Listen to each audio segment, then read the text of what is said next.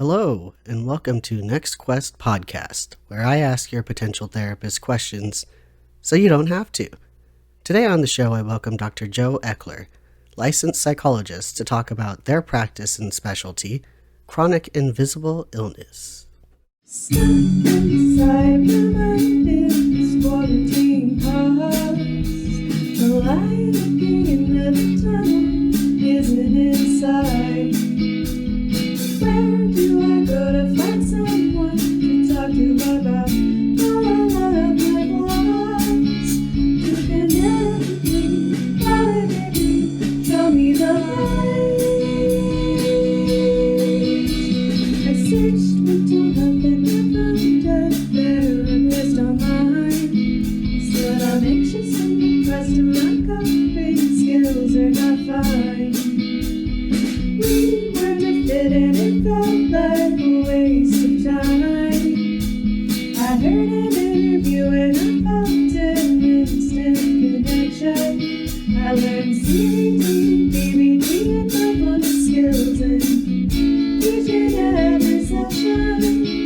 Now I'm pulling through, ready to ask the next question.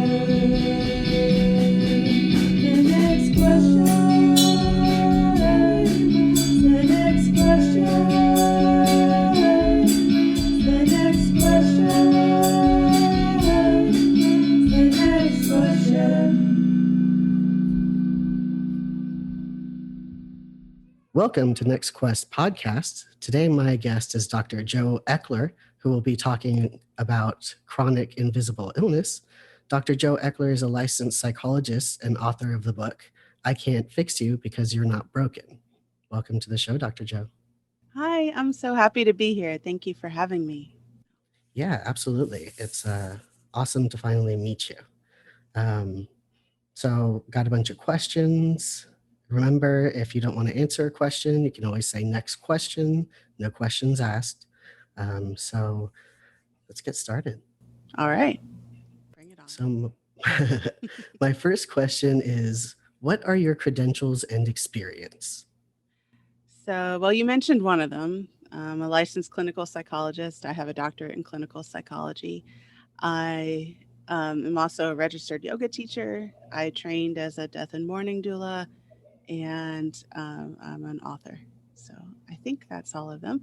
My experience has been really varied. I trained in community mental health, a university counseling center, and then a big VA medical center. And I went on to do more work in the VA for not quite 10 years. And then I worked in nursing homes and skilled nursing facilities as I was building my private practice. And then I'm doing work in private practice now. All the things. All the things, all the places. So in your practice, do you accept insurance? If so, which ones? If not, why not? All right. I know. I do not. The short answer is just my energy level. We'll talk more about chronic illness later, but it takes a lot of spoons to do the things to do with insurance. And so right now, in order to keep my costs low as I can for everybody, I have to not take insurance. I feel that it is a lot of spoons for sure. Yeah, I accept insurance. Oh, yeah, sorry. I do work with some EAP programs. I work with Modern Health, if anyone, employer has that benefit. And I do some work with the AWP, EAP here in Austin. Cool. Do you have a sliding scale? I do. It's a honor system, no questions asked, sliding scale. And then I also do evaluations for letters for gender affirming procedures like hormones and surgeries. And those I do on a pay what you can basis, literally pay what you can. I love that you do that so much. Oh, I love doing that. Yeah, I mean, I refer to you often. You know, you're one of the few psychologists out there, I think, who does that and in a pay what you can capacity. Well, I know transition adds up quickly, so Indeed, it does. Do you have weekend or evening appointments available? I have kind of peeking into the evening, not too late because I'll get really fuzzy headed. And then the weekends, I need to do the things that I need to do to take care of myself. Cool. Is being a therapist your first career? If not, what was? I don't know if it was a career, but I worked in movie theaters for 10 years, Cool. like throughout high school and then college and grad school. So it feels like a career. That's very cool. I grew up, my grandparents owned a video store. So I worked in the video store from like age 8. Officially up until I was about 17, 16 or 17 when my grandmother officially fired me, but that's a story for another day. Sounds like an interesting story. What drew you to being a therapist? I was kind of doing it anyway. I was that person that everyone would come and tell everything to. I'd be waiting for the bus and someone would come up and tell me their life story. So I figured I needed to get some more skills and tools and have a better container for helping people. That's great. I like the way you put that, a better container. Yeah. I like conceptualizing it in that way. Yeah. Thanks. What modalities do you draw upon? I was really lucky because in the VA, you get a lot of wonderful training. So I got training in all kinds of things. Can throw names around, but I got trained in prolonged exposure with Edna Foa, who helped create it.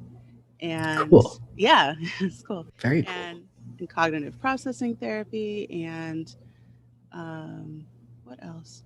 But a few other things along the way, like mindfulness-based CBT.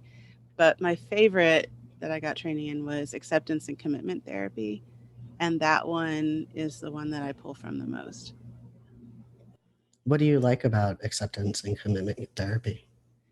Well, the name is terrible. The acronym is awesome. And it sounds really kind of heavy when you look at the name, but it's a really playful kind of therapy. And I like how realistic it is. It is already based on the idea that there's stuff that we experience that's painful that's not going to go away. Like we're human, we're going to feel pain.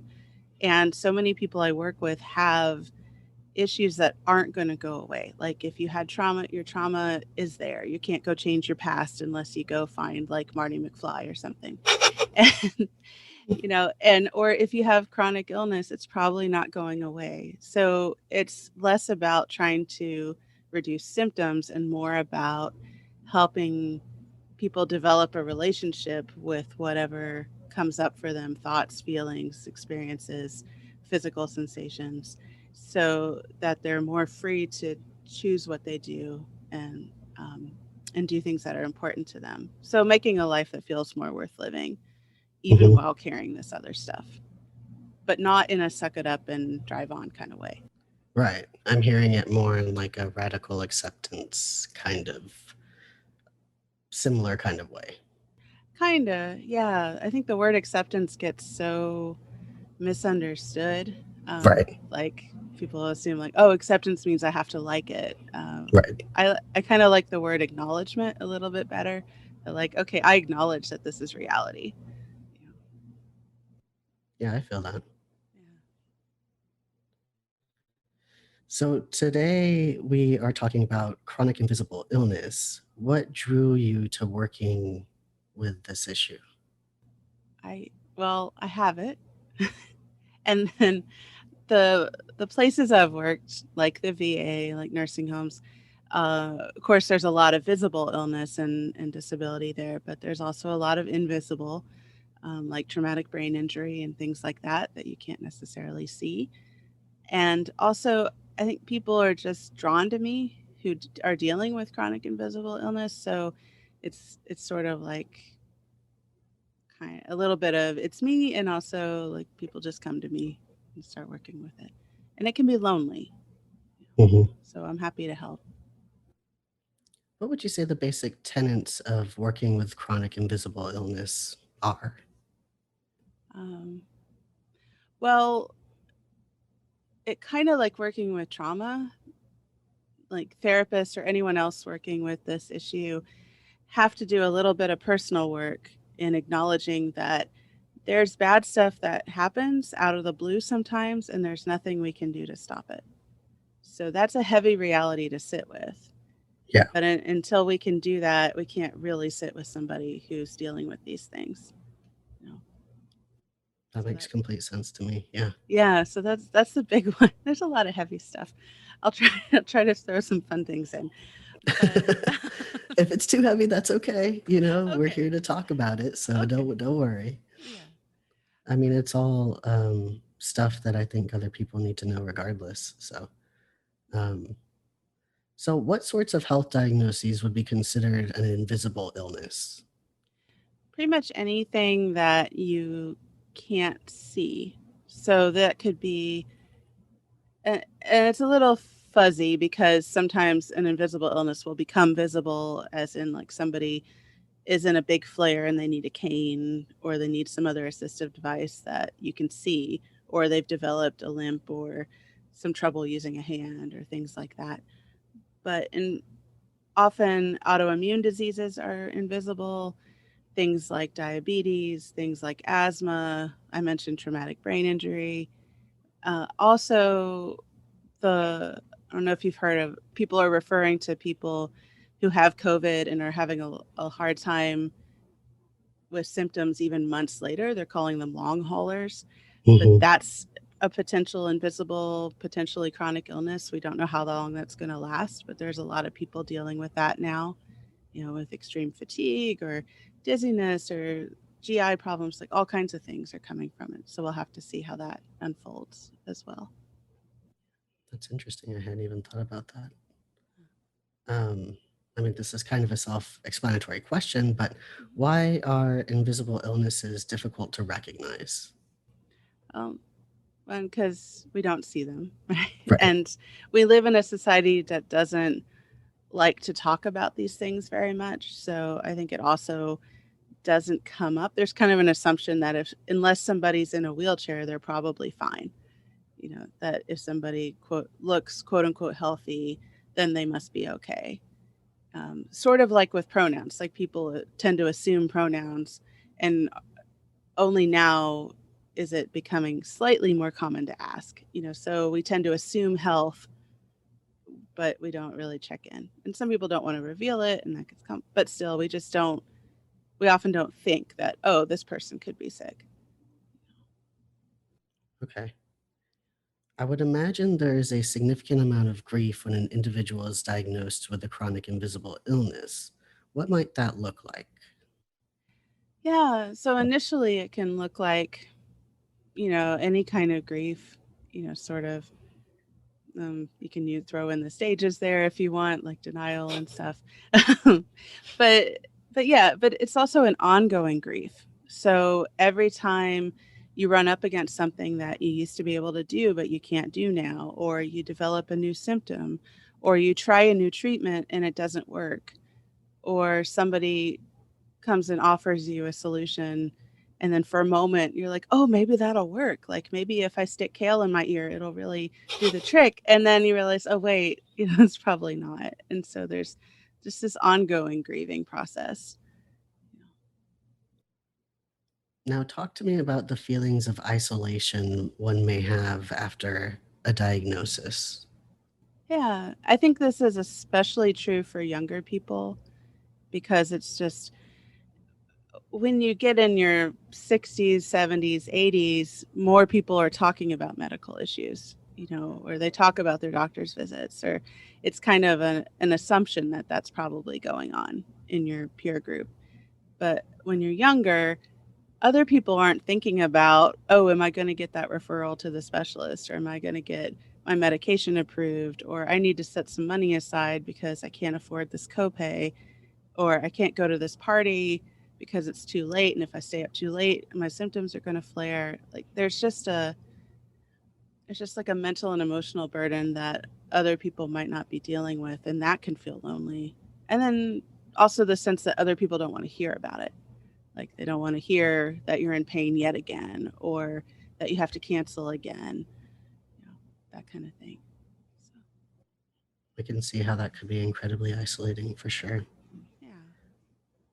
What is the role of stress in chronic invisible illness, and how might this stress be managed?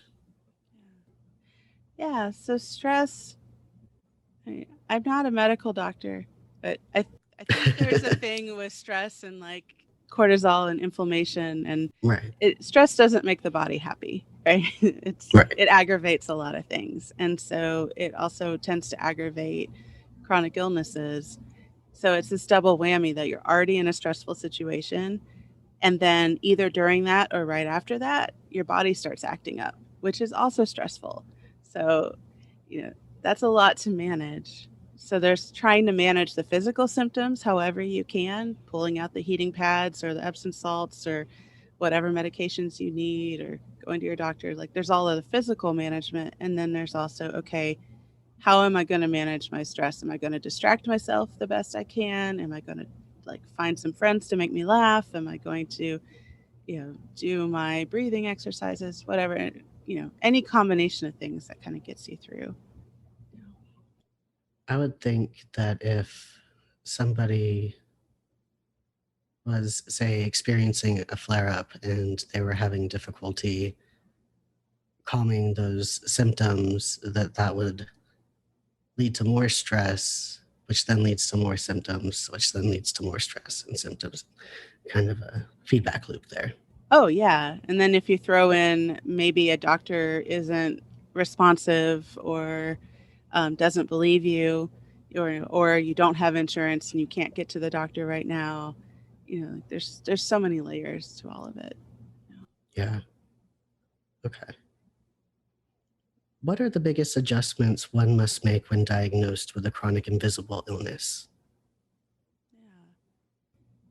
There's a heck of a lot of planning. It becomes harder to be spontaneous depending on your illness, but there tends to be a need to plan ahead, whether it's planning to fill your medications on time so you have them and you don't run out. Could be looking at the weather to make sure it's not too hot or too cold, that you don't overheat or symptoms act up in the cold.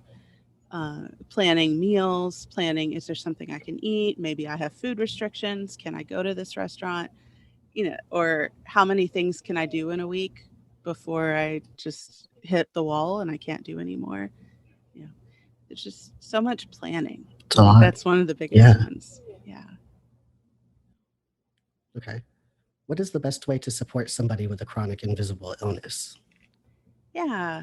There's lots of ways. One is to be patient, and to understand that things are unpredictable. Everything in life is unpredictable. Yeah.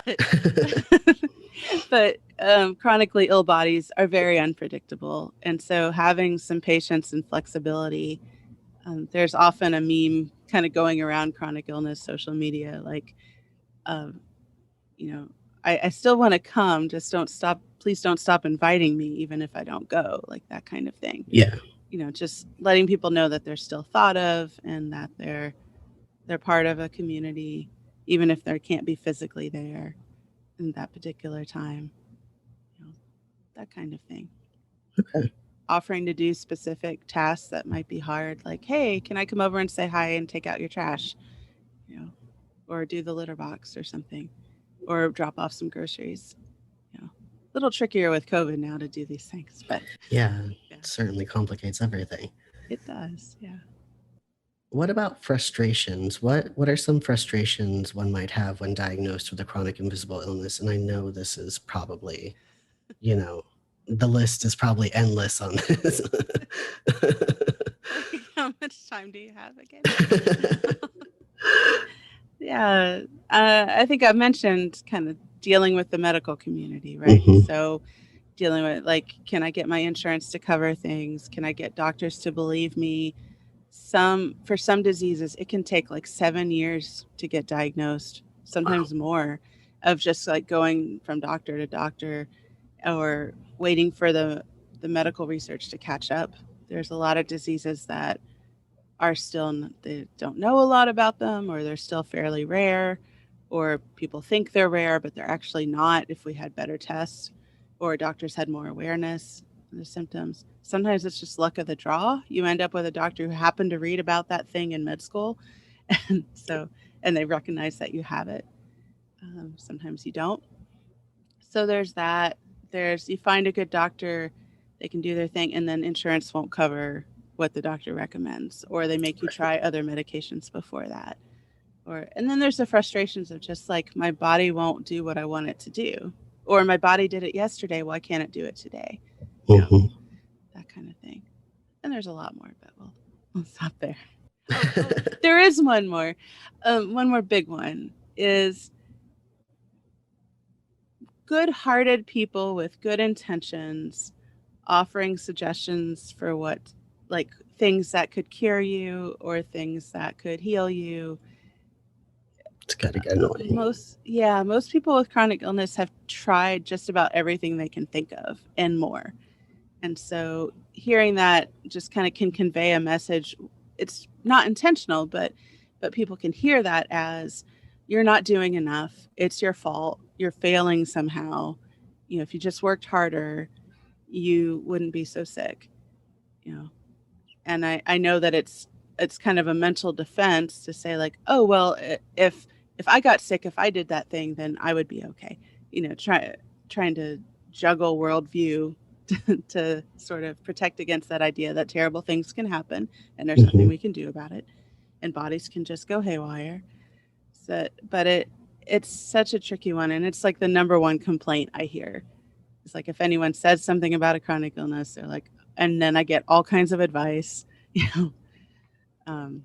everything from yoga to, eating gold. I don't know, all kinds of weird stuff. Eating gold, really? I don't know.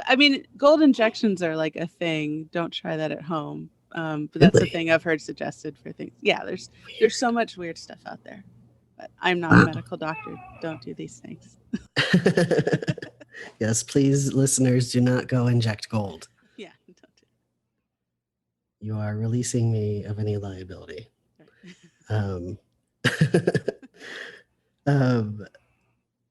Now, you have several chronic and invisible illnesses. From your point of view, what do you think folks need to know about chronic invisible illness? Yeah, well, first of all, it can happen to anybody at any age, and there's pretty much nothing you can do about it sometimes. Like, there are risk factors you can try to manage and you can do your stuff, but even marathon runners who eat a perfectly clean diet, they can get invisible illnesses too. So it's just being aware of that fact. And also that it's harder than it looks, I think. Yeah. And that more people have it than you think. So you probably know at least one person, if not more, who is living with something that is taking a lot of their energy and their time. Yeah. I've got several people close to me who struggle with those things. Yeah. So what does it typically mean for people in terms of their day-to-day living? Yeah.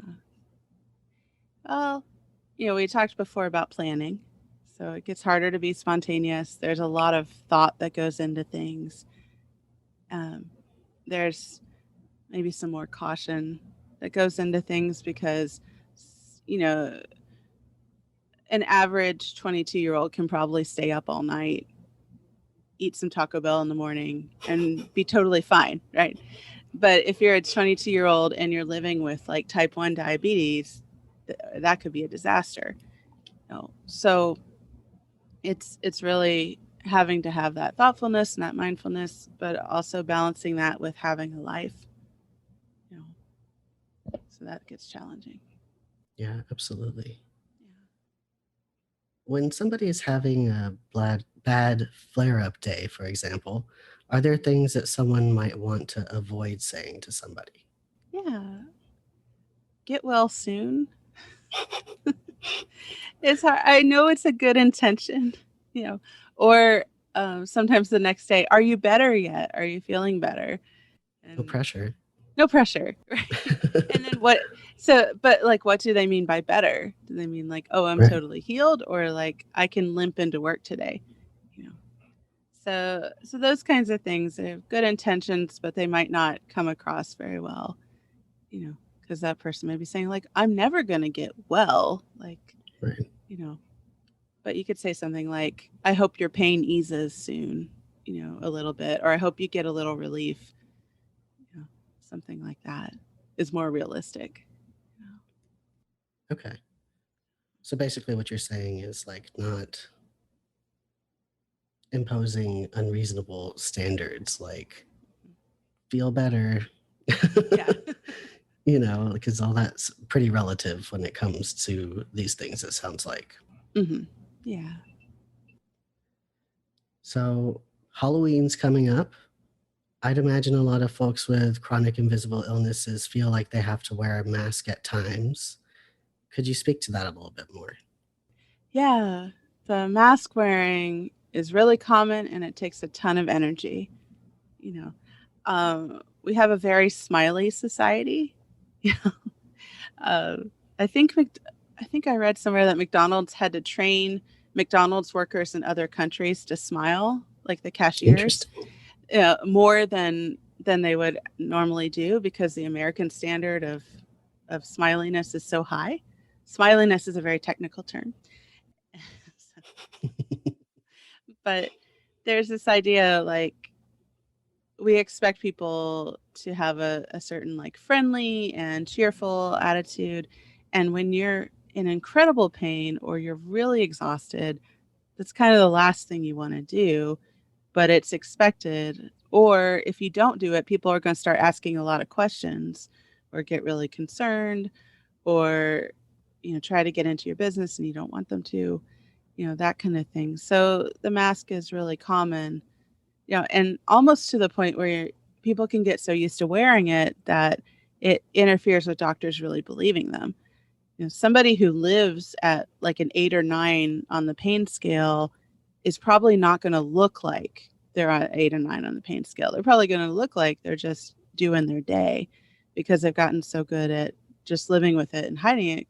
And so it's hard. And then they don't necessarily get believed, that that's where their pain actually is. That makes sense. Yeah. Now, a little birdie told me that I should ask you about spoon theory. Can you tell me a little bit about that? Yeah. So spoon theory, I'm going to mispronounce her last name because I've never actually heard it. But Christine Miserandino, she came up with it years ago now. I'm getting old. But the short story is she was sitting in like a diner and trying to explain to a friend why she didn't have the same ability to do stuff that her friend did. And she like held up a bunch of spoons and said, okay, so this is how much energy you have in a day, and use the spoons to represent different activities. And then she explained like, okay, so you start with this many spoons, but I don't start with that many spoons. Like, and it's going to take me more spoons to take a shower, and more spoons to cook breakfast, and more spoons to drive to work. And so it's basically just been used as a shorthand for energy level. There's kind of a cute modern version of what this person calls the unchargeables, like their battery just doesn't charge the way that it should. But spoon theory has been around so long, and people call themselves spoonies who have chronic illnesses. Not everybody, but some people do, and it's just become like a quick way to communicate that concept. Yeah. Got it. My next question is, are you sure I'm not a toaster? Do you have a piece of bread? We could test it. I don't. I'm just going to take your word for it that you're not. I'm The reason pretty why sure you're a human. Only partially. Cyborg, part toaster, part human, maybe. Yeah, that's true. It could be Okay. I can't think of. I was trying to combine toaster and human, and I don't think I have a good version yet. Toaster and Toman? human. A Huster? Huster. Huster, yeah. Huster. Okay. It could be a Huster. The reason why I bring this up is because Dr. Joe, in their book, talks about, and I think it's the first chapter, about how we cannot be a toaster because essentially we cannot break. Yeah. Would you say that's a fair summary? Yeah, because it's just speaking to the idea that we've got this inner core that is pretty indestructible. You know, we've made it through everything in our life so far, and we can probably make it through everything else, even though there might be parts that get kind of, beat up along the way. Like physically, our body might not be working as well, or we might get really tired or emotionally drained, but there's like this one part that can't break. Toasters can break, which is where that came from. Yeah, but not humans. Yeah, when I used to work utilization review, the best advice that I got, and utilization review, for those who don't know, is you're the person who is fighting the insurance company for coverage, especially in higher levels of care like IOPs, PHPs, inpatient hospitalization. You have to get and do regular reviews with the insurance company. The best advice my boss ever gave me when I first started was sell the broken toaster. So that's what I did. I've sold many a broken toaster. But anyway, that's kind of what it reminded me of. What would you say are some common misconceptions about chronic invisible illnesses? So a big one is that they don't exist, or they're all in your head, that it's actually a mental health issue, like a jump to assuming that it's a emotional issue instead of going through and doing all the testing possible to rule out any medical things. There's Lyme disease is one example that got dismissed for years and years, or that Lyme disease could only be the short-term thing. It couldn't be a long-term disease, and so medical knowledge gradually evolves, but there is that big misconception, especially initially, that something must be a mental health issue. Fibromyalgia is another example. Mm-hmm. Yeah. Okay. What kind of experience do you have working with particularly vulnerable clients, such as those who are transgender, undocumented, or BIPOC, to name a few examples? Yeah. I have been working with transgender and non-binary clients since I was in my graduate training. I ended up in the sexual health clinic at the Dayton VA, and my supervisor was a psychologist and sex therapist, but happened to be like kind of an undercover like transgender advocate. And so we were the sexual health clinic, but a lot of people were coming to us because they were trans. And he had connection. This was before the VA had a directive to provide services to transgender veterans. And so, but he had friendly endocrinologists who would be willing to prescribe. And so we kind of had this transgender clinic going on, as well as doing the sexual health stuff. And I learned a lot from him. He had even been like the person there when people woke up from their surgery, like that kind of stuff. So he'd done this work for a while. And then since then, just more and more experience, because once you're the person who knows a little bit about something, everybody sends those clients your way.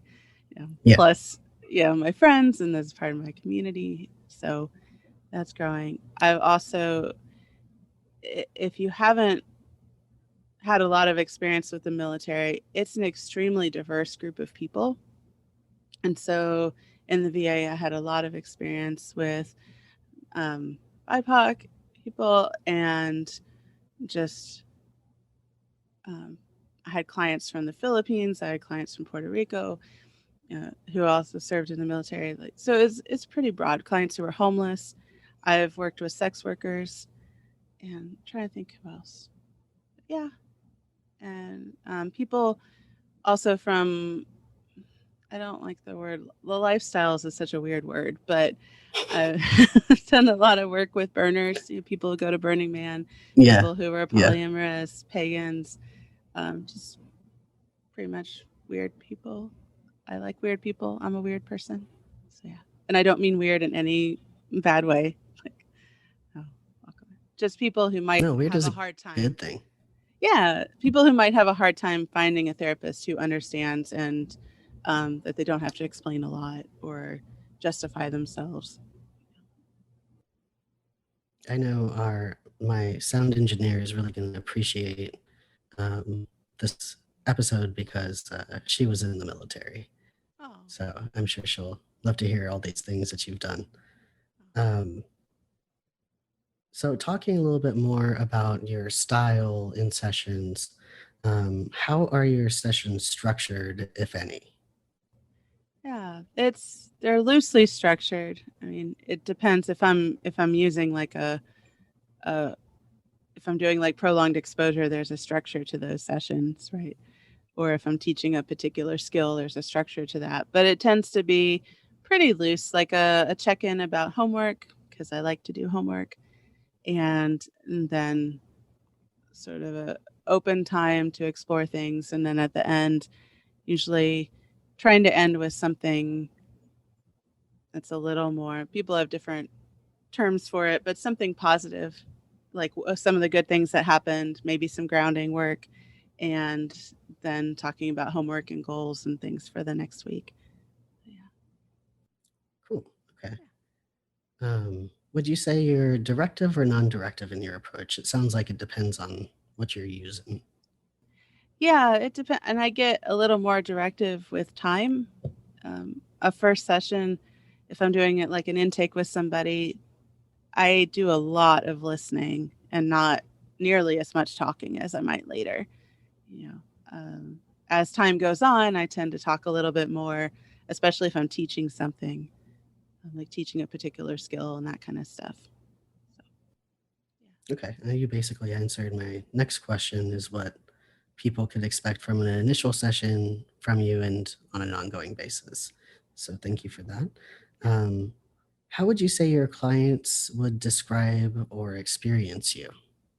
A little wacky. I don't know. I'm not fancy. Like I'm not a fancy therapist. I never had a fancy office. Now I'm, all telehealth. So, but I've never worn fancy clothes. Like I'm pretty just sort of down to earth and very practical.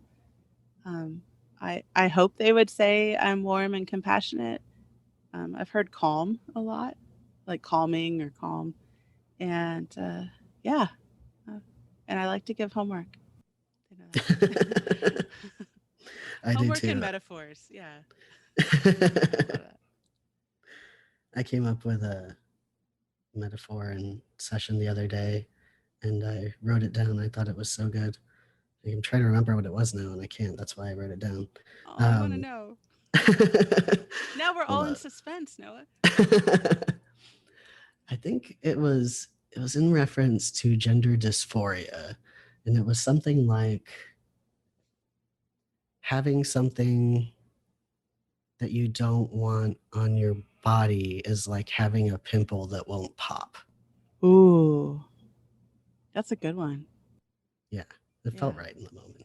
Yeah, because it works. You can carry it out to like gender euphoria, right? Because when it finally does pop and you get that relief, and then it's not there and it heals and it's not there anymore, you're like, so much better. But in the meantime, everybody can see it. It's painful, Yeah. Oh, I like that one. Can I borrow that? Go for it. Okay. Please do. I'll credit you. I appreciate that. You're welcome. Are you a therapist who will laugh or cry with your clients?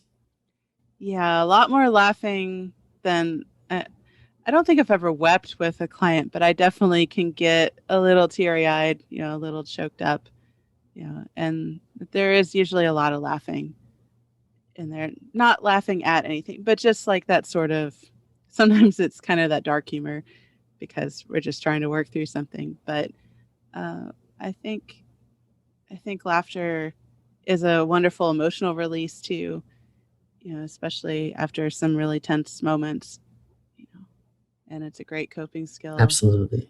Yeah. And it's a coping skill that the LGBTQIA community's had for a long time, right? Yes. Yeah. We laugh, we play, we try to survive. Yep.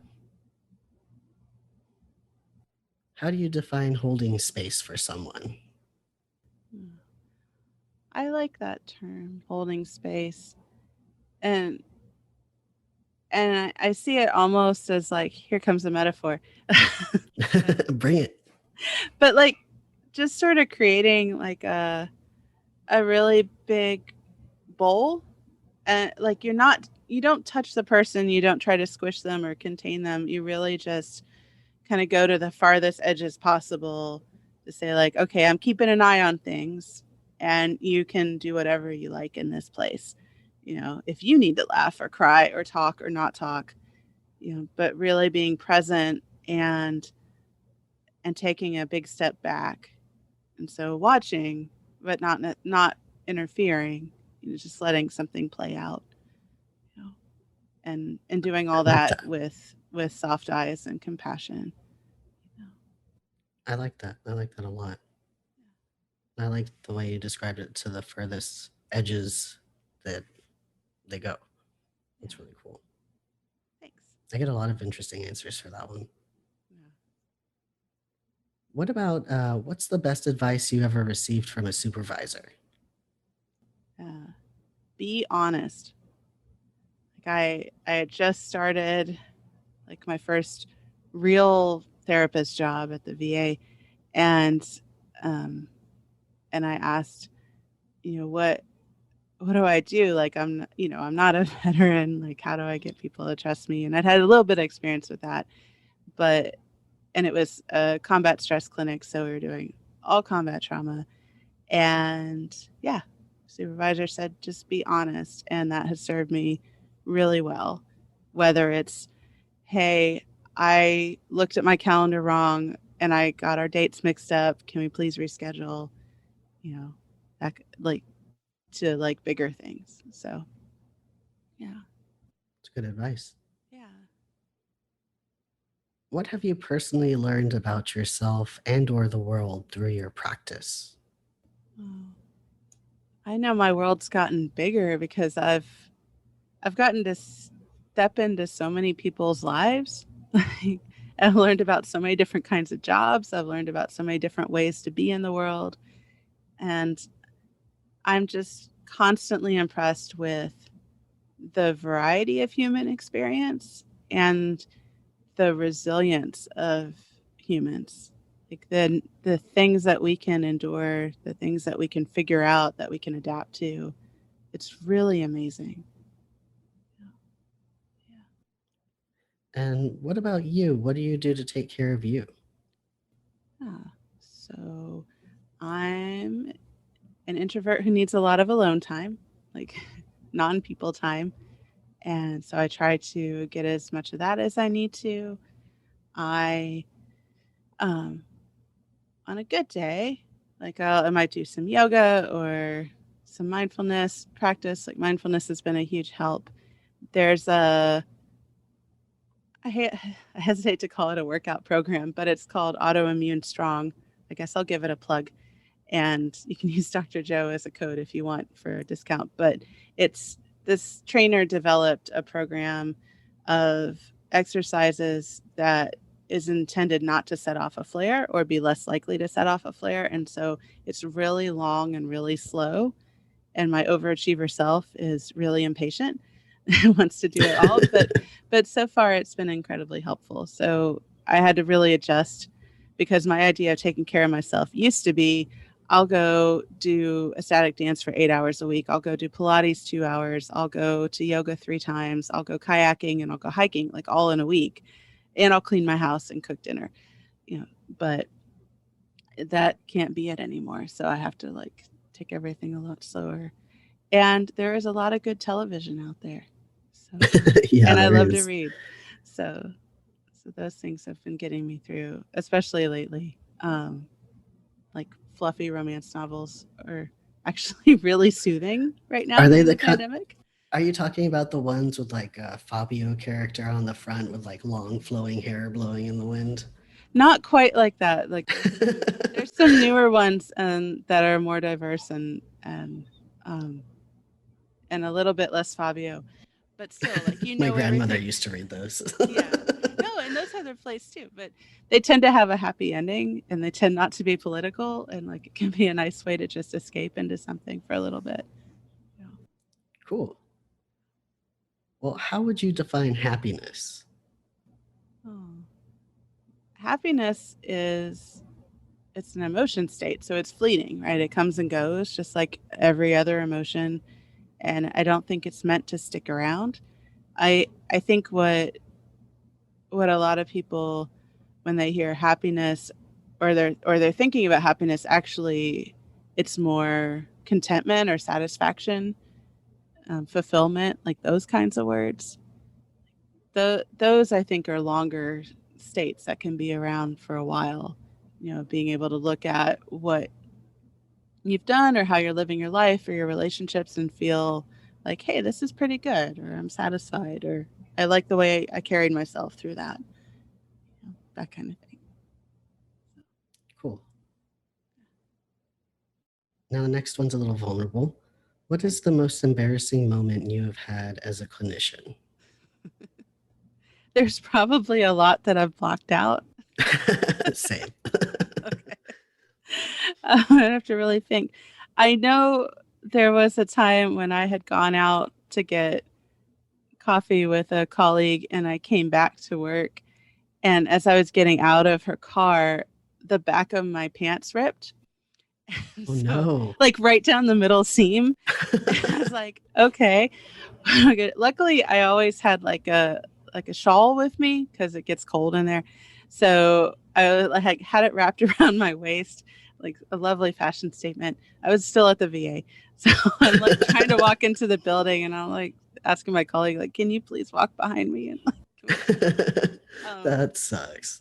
Yeah. So I had to go and ask my supervisor, like, can I go home for a minute? So I don't have to go through the rest of the day like this. But yeah, and he let me go home and made it through. But yeah, that was a moment for sure. Another question, a new question this week is, do you do your own therapy? I do. I've been doing my own. Well, I don't. I'm not my own therapist, but I do go. I do go to therapy, and I've gone to various kinds of therapy off and on since college. Well, actually, since before college. Yeah. So I knew that I was going to go into mental health work, and so I was like, I got to figure out my own stuff. I got to have some therapy before I try to help anybody else right now. And then over the years, I've gone back when I've needed to. Something happens, or I need a new skill or a touch up on something. Cool. Yeah. I always say, don't trust a therapist who hasn't done their own therapy. Right? You have to know what it's like to be that Yeah. vulnerable. Well, is there anything else that you think would be good for a potential client or other therapists to know about you? Really, I feel like I've said a lot. And I was like trying to think what my answer would be to that question, but really that I'm here to help how I can, and I always appreciate opportunities to teach and supervise and do podcasts like this. Like I like helping people one-on-one, but I also like helping people in larger numbers and like making that more exponential, which is part of why I write. I'm working on a new book now that's actually for healers and helpers. So called Awesome. You can't fix them because they're not broken. And so Nice. trying to put together everything that I've learned along the way in however many years it's been. But yeah, I think that's most of it. You'll have to keep me advised of when the book's out. That way I can let our listeners know. Yeah, I'd be happy to. Cool. So yeah. Well, Dr. Joe, it's been a pleasure having you on the show today. I really appreciate you participating. And I'm gonna keep referring to you. I always do. Oh, I'll keep referring to you too. So I'm always happy. Thanks. All right. Thank you so much. Thank you. The next question. The next question. The next question. The next question. Thank you for listening to NextQuest podcast. I learned something new today, and I hope you did too.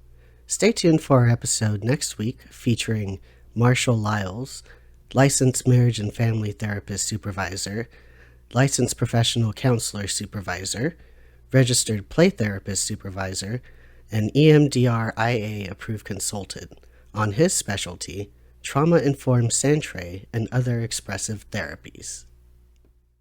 NextQuest podcast is sponsored by Jan Dimmitt Resources.